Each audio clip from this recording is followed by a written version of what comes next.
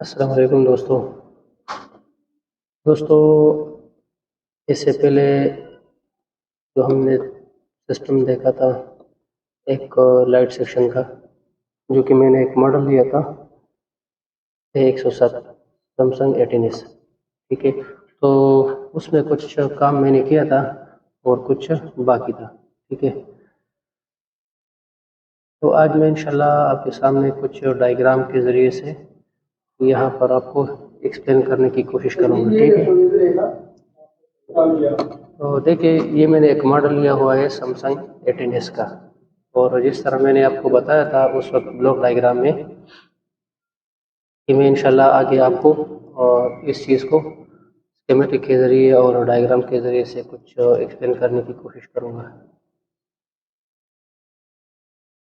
तो यहाँ पर आप देख रहे हैं ये जो सेक्शन है LCD लाइट सेक्शन। ठीक है, तो सबसे पहले हमने ये बात की थी ब्लॉक डायग्राम में कि इस सेक्शन में काम जो करता है वो एक है हमारा CPU और एक है पावर IC या DC टू DC भी आप मान सकते हैं। ठीक है, और एक हो गया हमारा लाइट IC यानी कि लाइट ड्राइवर। बाकी जो कंपोनेंट है कॉइल है डायोड है वो तो रहेंगे इसमें। ठीक है, तो इस लाइट सेक्शन के लिए जितनी भी रिक्वायरमेंट है वो हमने इससे पहले के वीडियो में देखे हैं।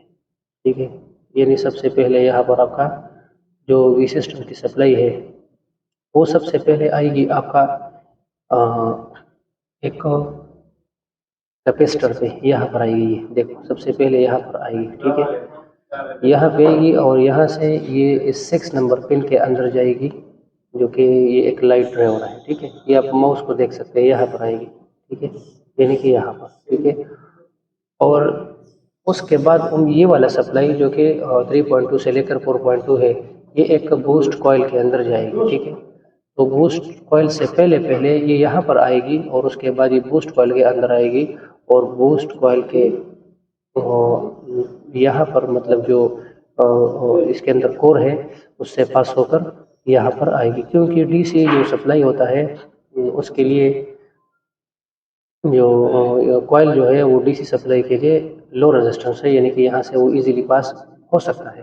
ठीक है, तो यहाँ पर ये सप्लाई आ गई और इस ड्राइवर को काम करने के लिए पहले तो ये वी सिस्टम की सप्लाई मिल गई। ठीक है, और एक उनको ग्राउंड मिल गया, ये 3 नंबर उसका ग्राउंड है और ये 2 नंबर उसका इनसे है। कभी कभी ये GPIO होता है जो CPU से कनेक्टेड होता है, लेकिन ज़्यादातर आजकल ये जब हम देख रहे हैं तो ये इनसे है। ठीक है, तो ये ग्राउंड मिल गया और ये वी सिस्टम मिल गया, तो अब ये ड्राइवर काम करने के लिए रेडी। लेकिन इसको एक PWM सिग्नल की ज़रूरत होती है, एक इनेबल लाइन की। तो ये इनेबल लाइन जो है यहाँ से, ये जो आपको यहाँ पर मिलेगी 5 नंबर पर, तो ये इससे आउट नहीं होती है।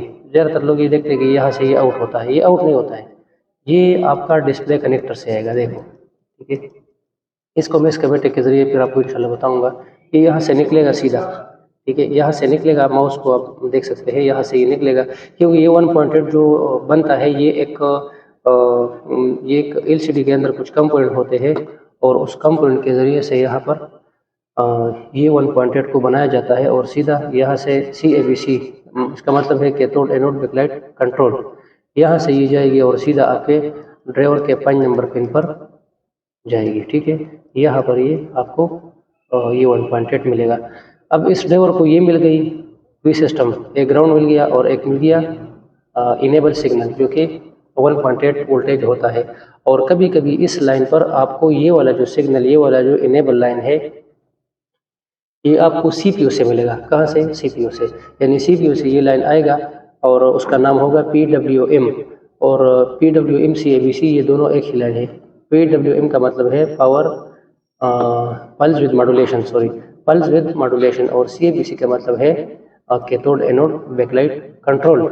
ओके, तो यहाँ तक आपका ये वाला जो सिस्टम है ये 1.8 यहाँ पर आएगा। तो अब ये ड्राइवर वर्क करने के लिए बिल्कुल 100% रेडी है। ठीक है, और जैसे ही ये यहाँ पर ये 1.8 आता है तो ये इसके अंदर स्विचिंग होती है, क्योंकि इसके अंदर ट्रांजिस्टर और मॉसफेट होती है IC के अंदर।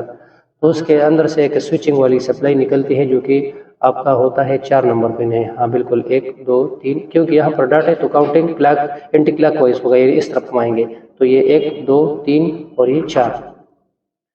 तो पहले भी मैंने आपको बताया था कि कॉइल का एक खासियत है और एक उसका यहाँ पर जो ये सिस्टम की सप्लाई मिल रही है और इस तरफ से स्विचिंग की सप्लाई मिल रही है, ये आप अगर यहाँ पर आप मल्टीमीटर से चेक करोगे तो यहाँ पर भी आपको कुछ 3.2 से लेकर 4.2 वोल्टेज आसपास के यहाँ पर मिलेंगे।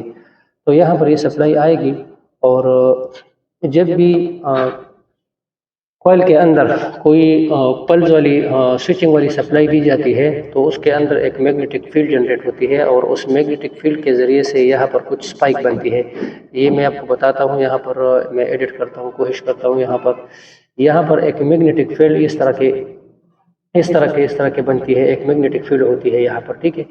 तो वो मैग्नेटिक फील्ड से यहाँ से आपका AC पल्स बन जाएगी और AC पल्स जब बन जाएगी तो वो इस डायोड के एनोड पर यहाँ पर आएगी, ठीक है। तो यहाँ पर ये डायोड के एनोड पर आएगी और एनोड से पास होकर, क्योंकि ये हमारा है रेक्टिफायर डायोड या शॉर्टकी डायोड इसको आप कह सकते हैं, तो यहाँ से ये वोल्टेज सीधा जाएगी आपके कैथोड पर। तो यहाँ पर आपको AC पल्स यानी कि एक फ्रिक्वेंसी जैसा मिलेगा यहाँ पे आपको, अगर DC से आप चेक करते हैं तब, और यहाँ पर आपको प्लेट DC मिलेगा। फिर भी यहाँ पर आपको थोड़ा सा यहाँ पर मिलेगा पल्स की स्पाइक की सप्लाई, तो उसके लिए यहाँ पर ये जो कैपेसिटर रखा हुआ है तकरीबन 50 वाट की कैपेसिटर है, ठीक है। तो ये कैपेसिटर इस AC स्पाइक को क्या करेगा, ये अपने अंदर से पास करके ये फिल्ट्रेशन करेगा, मतलब इसको ग्राउंड करेगा और यहाँ से जो DC वोल्टेज है वो अपने अंदर स्टोर करेगा, ठीक है।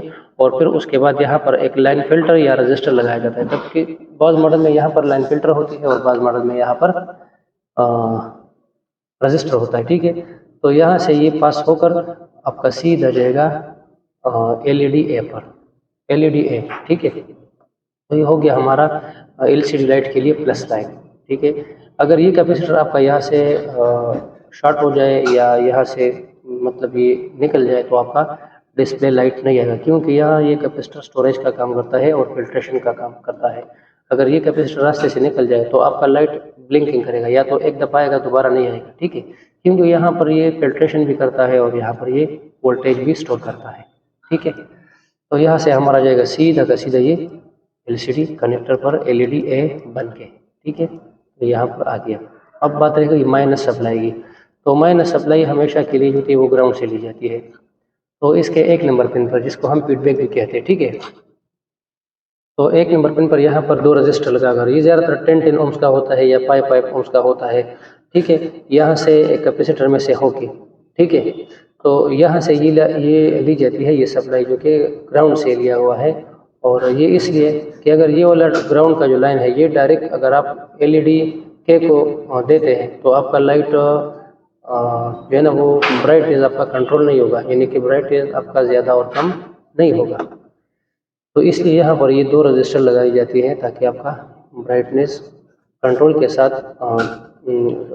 कम और ज़्यादा हो जाता है, ठीक है। तो ये हमारा हो गया कैथोड की सप्लाई, जो कि हम इसको LED या LCD माइनस सप्लाई कहते हैं, ठीक है। ये भी आपका यहाँ पर आएगा ये डिस्प्ले कनेक्टर पर, यहाँ पर, ठीक है। ये देखो, और CABC तो यहाँ से निकलेगा, ठीक है, ये ऑलरेडी हमने पहले भी देखा था। इस मॉडल में जो LED के का जो लाइन है ये आपने देखा यहाँ पर ये 2 पिनों पर आ गया, ठीक है, और ये वाला 1 पिन पर आ गया। तो ये बिल्कुल कॉमन बात है, ये कभी कभी हो सकता है ये 2 पिन पर आता है, 3 पिन पर आता है, या ये 1 पिन पर आ जाएगा, इस तरह हो सकता है। तो ये हमारा हो गया पॉजिटिव की सप्लाई, ये हमारा हो गई नेगेटिव की सप्लाई, और ये हमारा हो गया जो कि एक 1.8 सप्लाई है जो कि LCD से ली जाती है और सीधा कर दिया जाता है किस चीज़ पर, डिस्प्ले ड्राइवर की 5 नंबर पिन पर। अब इस चीज़ को हम थोड़ा सा स्कीमेटिक के अंदर देखेंगे, फिर अपने ब्लॉक डायग्राम की तरफ आएंगे इंशाल्लाह, ठीक है। तो यहाँ पर मैं स्कीमेटिक के अंदर आ गया और यहाँ पर मैं सर्च करूँगा LED लिखेंगे तो इंशाल्लाह हमारा सेक्शन ओपन हो जाएगा। तो LED बहुत सारे आ गए सामने, तो इस तरह जूम करेंगे, ये देखो हमने लाइट सेक्शन के अंदर जाना है, देखो LCD बैकलाइट LED ड्राइवर, तो हम यहाँ पर आ गए, ठीक है। तो जिस तरह मैंने आपको पहले बताया कि यहाँ से जो वी सिस्टम की सप्लाई है, वीबेट की सप्लाई, वीबेट और सिस्टम की एक ही सप्लाई है, उसका वोल्टेज एक ही होता है, 3.7 से लेकर 4.2 या 3.2 से लेकर 4.2, ये एक ही सप्लाई होता है, ठीक है। तो ये दो कैपेसिटर में से होके सीधा का सीधा आएगी आपका एक ड्राइवर पर, जो कि 6 नंबर पिन है। देखो जिस तरह मैंने आपको ब्लॉक डायग्राम में समझाया, अगर आप हार्डवेयर सोल्यूशन के अंदर जाएंगे तो वो थोड़ा सा आपको सही नहीं समझेगा, क्योंकि यहाँ पर देखेंगे तो बंदा सोचता है कि यार ये सप्लाई तो पहले यहाँ से निकलता है, यहाँ पर आता है, फिर यहाँ पर आता है, ठीक है, फिर यहाँ पर आता है, लेकिन ये ऐसा नहीं होता। बट इस तरह लगता है कि ये ऐसा है, लेकिन सबसे पहले ये सप्लाई है, अगर स्कीमेटिक के ज़रिए से देखा जाए तो ये सप्लाई सबसे पहले आपका आएगी यहाँ पर। ये जो फ्यूज़ लगा हुआ है, मैं आपको बता रहा हूँ, ठीक है, ये जो फ्यूज़ लगा हुआ है, मतलब ये रजिस्टर है, 0 ohms का रजिस्टर है, ठीक है। यहाँ से ये पास होकर आपका आएगी, इसमें 2 कैपेसिटर लगे, ठीक है। देखो इसमें ये 2 कैपेसिटर, एक ये कैपेसिटर लगा हुआ है और एक ये वाला कैपेसिटर लगा हुआ है, ठीक है। तो ये 2 कैपेसिटर लगे।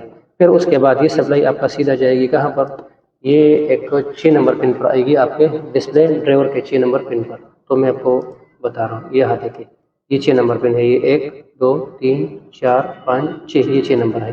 तो ये 6 नंबर पर आएगी, ठीक है, ये 6 नंबर पर आपका आ गया। इसके बाद ये सीधा लाइन है, ये कॉइल के अंदर जाएगी, और कॉइल के अंदर ये जो यहाँ पर ये जो निशान मारी है ना, ठीक है, ये निशान लगी हुई है इस तरह का, ठीक है। तो इसका मतलब ये है कि यहाँ से जो है ना ये स्विचिंग की सप्लाई है 4 नंबर पर, इसको 6 नंबर पर मिल गया वोल्टेज, और इसको मिल गया ये 7 नंबर इसमें बताया हुआ है, ये ग्राउंड है, सब में ये ग्राउंड है। 3 और 7 नंबर, क्योंकि 7 नंबर ये थर्मल पैड होता है, ये आईसी के नीचे जो पैड होता है यहाँ पर एक थर्मल पैड होता है, ठीक है।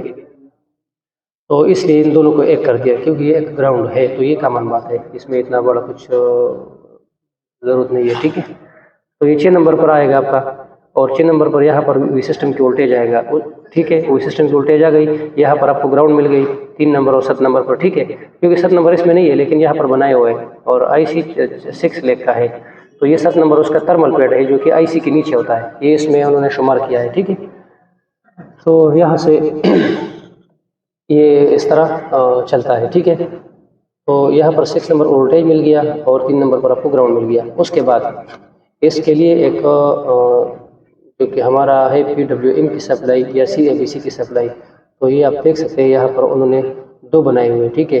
एक ये वाला जो डिस्प्ले PWM है, इसको यहाँ पर NC कर दिया है, मतलब नॉट कनेक्टेड। इस पर हम क्लिक करते हैं तो ये कहाँ पर जाएगा, ये यहाँ पर एक CPU में आता है। तो इसका मतलब ये है कि ये CPU में आ रही है, लेकिन यहाँ पर आप देख सकते हैं ये उन्होंने NC कर दिया, यानी कि ये लाइन CPU से इस मॉडल में नहीं आ रही है।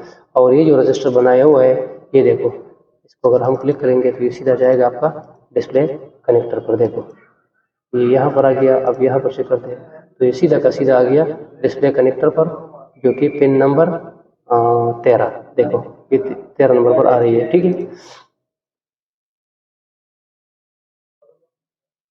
ओके, तो अब हम सीधा जाएंगे वापस अपने लोकेशन पर। तो 1 मिनट, तो ये हो गया हमारा लोकेशन, ठीक है। हाँ सॉरी, ये हमारा ये है, ये वाला है, ठीक है। तो ये ड्राइवर अब वर्क करने के लिए रेडी, क्योंकि यहाँ पर आपको मिल गया सिस्टम, यहाँ पर मिल गया ग्राउंड, और यहाँ पर मिल गया उसका PWM सिग्नल, ठीक है, 5 नंबर पर। तो ये अब स्विचिंग होगा यहाँ से, और स्विचिंग यहाँ पर एक मैग्नेटिक फील्ड होगा, एक मैग्नेटिक फील्ड जनरेट होगा, और उसकी वजह से यहाँ पर स्पाइक बनेगी, इस तरह का स्पाइक, यहाँ पर बड़ी बड़ी स्पाइकें बनेगी, ठीक है। और ये एक AC पल्स होता है यहाँ पर, ठीक है। तो ये इस डायोड में से पास होकर यहाँ पर ये DC बन जाएगा आपका, यहाँ पर DC बनेगा, यहाँ पर आपका फिल्ट्रेशन होगा, और यहाँ से आपके प्लेट DC वोल्टेज आपको मिलेंगे। यहाँ से जो वोल्टेज होंगे वो आपको यहाँ पर मल्टीमीटर में मिलेंगे, तकरीबन 3.7 से लेकर 4.2। और अगर यहाँ पर आप चेक करते हैं, अगर लोड लगी हुई, मतलब अगर LCD लगी हुई और लाइट जल रही है, तो यहाँ पर आपको तकरीबन 15 वोल्टेज से लेकर 25, 30 और 35 वोल्टेज तक आपको यहाँ पर ये कैथोड में यहाँ पर मिलेगी।